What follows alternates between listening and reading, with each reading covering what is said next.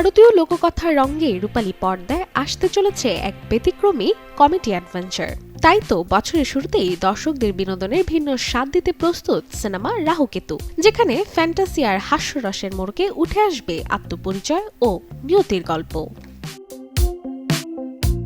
বিপুল ভিগের লেখা ও পরিচালনায় নির্মিত রাহুকেতু ছবিতে মুখ্য চরিত্রে অভিনয় করেছেন পুলকিত সম্রাট ও বরুণ শর্মা। তাদের সঙ্গে গুরুত্বপূর্ণ ভূমিকায় রয়েছেন শালিনী পান্ডে ও চাঙ্কি পান্ডেও। নতুন এবং ফিরে আসা গ্রাহকদের জন্য নগদে চলছে ক্যাশব্যাক সহ প্রতিদিন হাজারো উপহার জেতার সুযোগ। হবে আশা আর ফেরা, সারপ্রাইজ সেরা। গল্পের কেন্দ্রে রয়েছে রাহু ও কেতু, দুজনেই সহজ সরল, খানিকটা বোকাশোকা হলেও অসম্ভব প্রাণবন্ত চরিত্র।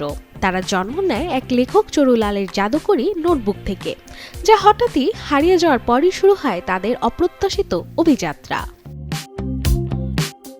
নোটবুক উদ্ধার করতে গিয়ে রাহু কেতুর মুখোমুখি হতে হয় দ্রুত মিনুর ট্যাক্সির।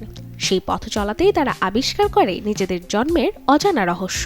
একই সঙ্গে জড়িয়ে পড়ে ভয়ঙ্কর এক মাদক চক্রের সঙ্গে, যেখানে হাসির গল্প ধীরে ধীরে রূপ নেয় টানটান উত্তেজনায়।